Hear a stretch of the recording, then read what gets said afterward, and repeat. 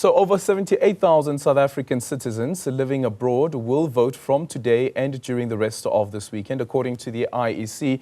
During the State of Readiness update earlier this week, out-of-country voting is scheduled at 111 foreign missions. Voting stations abroad will open at 7 in the morning and close at 7 in the evening. So will some of our SA experts be voting? So how will they be voting? Let's now have this conversation and find out. We're from Yanga, Mangisa, who is joining us from Hungary. Vincent Savary is joining us from Paris in France. And Lethokuhle Makhanya is joining us from China. Lethokuhle, let's start off with you. Good morning. So I understand that you voted already. Yes. Good morning. I have voted. Okay. To speak to us about that experience, what happens? I feel as though it was a very nerve-wracking experience, but one that had to be done. One that had to be done. Explain to us. You get to the mission, then what happens? You show them your passport, your registration information, and then you're allowed to cast your vote. It's very simple. Yeah, just take us to the process. I'm really trying to get you here to paint a picture for us almost, because, you know, some people will be going to voting stations and polling stations on the 29th, which is quite different to what you guys are doing and how you guys are voting at mission. So I'd like you to be more expressive, if you can, please, around the experience of the voting and what that was like. So for the experience, you have to first register information online, secure spots to actually vote at the voting station. They give you a date, they give you a voting station. You show up to the voting station and you're allowed to cast your vote. Yeah. How many minutes did it take you? Maybe 10, I would say. Within 10 minutes you were done. And you Yes. and you had one ballot, right? Yes. Okay, let's go to Yanga. Yanga, good morning. Thank you so much for making time for us this morning as well. Have you voted as yet, or are you still on your way there? I haven't voted. Good morning. I haven't voted. We are voting tomorrow morning. Oh, you are voting tomorrow morning? Yes, that's correct. How do you feel? How do you feel? Oh, it's weird because this will be my second time voting, and the first one was in my home country, and now I'll be voting abroad, which is very different. I don't know what to expect, but I'm very eager to vote. But I would have loved if we had like 2 days to vote, but unfortunately we're given 1 day. 1 day. Okay. Are you like a group of South Africans that'll be voting together? Yes, my friends and I will be voting together tomorrow, so I'll be seeing them. Yeah. Okay. And Vincent, good morning. Good morning to you as well. Thank you so much for making time for us. Have you voted as yet? Hi, Vincent. Yes, 100%. How are you all? Good. Yeah.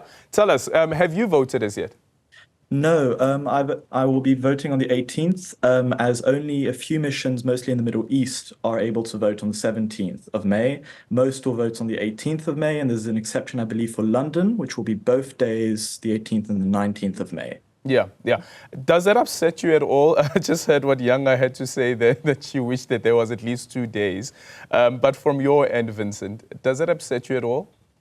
I do find that there is a bit of a lack of understanding in terms of the difficulties of it for voting abroad, because you can only vote at your local consulate or embassy. And in some countries, that's thousands of kilometers away. And so that takes a lot of time. And luckily, it's on a Saturday, but if we could have another day, perhaps on a Sunday, it could also help a lot of South Africans to actually be able to turn out and vote. Because we really have, for instance, in Australia, you only have Canberra, and you have 30,000 South Africans in Perth alone. Yeah. And speak to us before we deal with some of the election-related stuff, Vincent. That particular difficulty, because I was listening into what the Democratic Alliance had to say also a bit earlier on around the lack of proper communication. How were you able to overcome that? Well, quite frankly, the IEC, but also you mentioned the Democratic Alliance, did do a lot of social media postings. And the way a lot of South Africans are informed overseas is through community Facebook groups, community WhatsApp groups, and just scrolling on Instagram. That's the way a lot of South Africans learn about it. Lethokuhle, was it difficult for you at all to get all of the required information to make sure that you cast your ballot? It was not difficult at all. It was quite simple, very straightforward. Yeah. Speak to us about Lethokuhle. You don't have to tell us which political party or independent candidate you voted for, but what informed that particular decision, that individual or party that you voted for? I feel as though the political ideology coincides with my own. I'm very open-minded. So the party that I chose, their political ideology resonates with me more than the other candidates. Yeah, and the difference, of course, is that with expats, you only get one ballot instead of the 3 ballots that will be experienced for the first time in South Africa, Lethokuhle.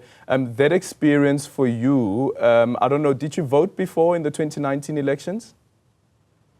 No, this is my first time voting abroad. This is your first time. Okay. Yanga, from your end, because you said that this is your second time voting also, what informs the decision that you will be making? I would say I'll be looking at how my hometown is now and also the place that I was studying in. So I'm looking at like, okay, how Mthatha is under the current political party, and if I want to vote for a certain party, what change will it be bringing into my hometown and also the surrounding areas? You know how Eastern Cape is classified as one of the poorest provinces in South Africa. So, yeah, that's what I'm looking at. Yeah. What's your observation, though, over the past few years and since the dawn of democracy, Yanga, around development in the Eastern Cape? It has a lot of potential, but it's not developing. Like, we are known as to be home of the legends, but what is that bringing into the province for us? So the development has been very slow, and it's in the Eastern Cape. Mm-hmm. Vincent, what will inform the decision that you will be making? So quite a few factors. Firstly, a lot of South Africans abroad since they live abroad, they have to deal with other countries. And so I do care a lot about what is the foreign policy of the parties. What are they proposing? Because it can have very concrete effects of can we stay and have a good time in the country or not? Secondly, there's also a question of economic opportunities. Simply put, that a lot of South Africans emigrate because of financial and economic reasons. And so a party that is able to deliver and promise a successful South African economy is crucial for us to actually be able to progress. So for me at least, voting abroad is in large part determined by that. Yeah. Is there a thought that ever crossed your mind, Vincent, to emigrate? Well, I am a student, for reference, so I do intend to come back to South Africa. But I think a lot of South Africans, I think any South African has considered it, but I am not of that passion. I think that it's important to travel abroad and live abroad, but I think I urge a lot of South Africans to return because there's a lot of opportunities there that are untapped, unfortunately. Yeah. And Lethokuhle, from your end, has that thought crossed your mind at all to completely leave South Africa? You know, a lot of the times we report on some of the troubles that we have in the country. It is a beautiful country, of course, and Yanga speaks about the potential that the country has, as well as Vincent. But from your end, Lethokuhle, has it ever crossed your mind to say that, listen, I want to leave South Africa? I'll be honest, I've thought about it numerous times, but I have to always love my country and go back to my own country. What's the difference in the experience, Lethokuhle, for you on the developments that you are seeing that are happening in China vis-a-vis what's happening at home? I feel as though China is a more developed society. Cost of living is arguably way lower, better infrastructure. But I feel as though the two countries are incomparable because they're not at the same social standing at the moment. I feel as though given enough time, South Africa has the potential and possibility to match China. Yeah, so you think that we do have the potential to match China? Yes. How so? I feel as though if we focus on our own internal infrastructure, producing goods that are required. Yeah, the manufacturing industry in China, of course, is major. And Yanga, from your end and where you're currently residing, what would you say the differences are compared to South Africa? Well, for me, I would say for South Africans abroad, one of them is safety. Like, I cannot say that there's no crime in Hungary, but it's very minimal. It's safe. You can go for your walks or your runs in the AMs. No one's gonna bother you. Two, the transport. Transport is very accessible, and like buses, they'll be coming after 5, 2 minutes, 3 minutes. You don't have to wait for it to be full in order for you to go to your next destination. So it's the crime, the transport, and with that, we are able to even do our groceries like very late. Like grocery stores, they close at 9, some close at 10. So it's the accessibility and also the safety. But in terms of something that I do not like in Hungary is the health system. It makes me miss South Africa when it comes to healthcare, especially the government one. So it has its own pros and cons. Yeah, so South Africa's health system is actually much better compared to what you're experiencing in Hungary. Definitely. Yeah, and this, of course, you say this as we have this debate in the country following the decision by the president to sign into law the NHI, which is now, of course, the NHI Act.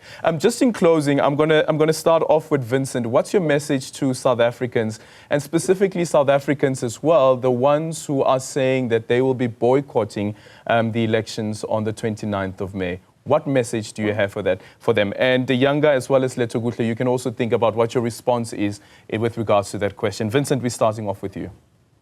So what I would say is clearly we are having a historic election. We might have, for the first time, the ANC fall under 50% nationally. That is a paradigm shift for South African politics. And secondly, especially for those abroad, we have doubled the number of South Africans registered abroad. There used to only be 31,000 South Africans registered. Now it's 78,000. So we have the power to actually sway potentially an MP. So there's actually a lot of potential for a voter, even they're far away from home, to make an impact. So I call on all South Africans not to boycott the elections. It's too close. There's a lot going on, and there's a lot at stake. It's our home, after all. Thank you so much. Lethokuhle?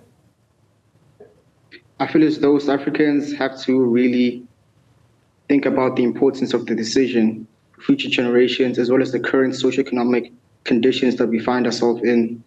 It's possible for us to turn around the country given one more term with the right political party. So that is very important. Okay. And Yanga? I would urge all South Africans, whether you're abroad or you're home, to go and make their votes. Because if you're saying you want change, but you are not going to vote, your vote will count as well, even if you don't go. So it's better to make your vote count towards the party that you want to be led by. And also, maybe change is going to come. So just, I would say, do the right thing and go vote.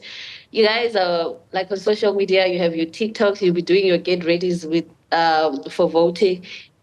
Do that. You have so much impact, so why not make it count?